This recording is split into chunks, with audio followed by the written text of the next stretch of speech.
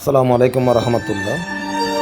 যাহার কথা না বললেই নয়, চন্দনা শো সাতকানিয়া আংশিকের প্রিয় অভিভাবক জনাব আলহাজ জসিমউদ্দিন আহমেদ এমপি মহোদয় দুর্যোগপূর্ণ অবস্থায় মানুষের ধারে ধারে গিয়ে এভাবে ত্রাণ বিতরণ করা, এটা মানুষ কখনো কল্পনাও করতে পারে।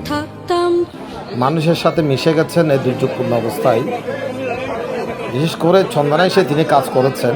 চন্দনা এসে বিভিন্ন জায়গায় এবং সাতকানিয়ার আংশিকে যতটুকু পড়েছে ওসব জায়গায় গিয়ে নিজে গিয়ে ত্রাণ বিতরণ করেছেন। উনি নিজস্ব অর্থায়নে কাজগুলো করেছেন, তাহার কাজগুলো করে গেছেন। ওনাকে মানবতার ফেরিওয়ালা বললে কখনো ভুল হবে না। একজন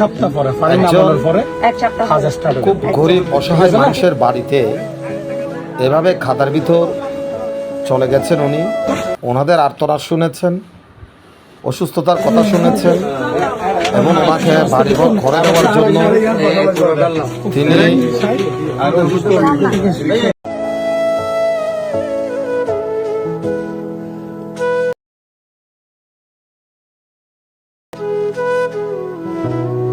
আশ্বস্ত করেছেন তাদেরকে।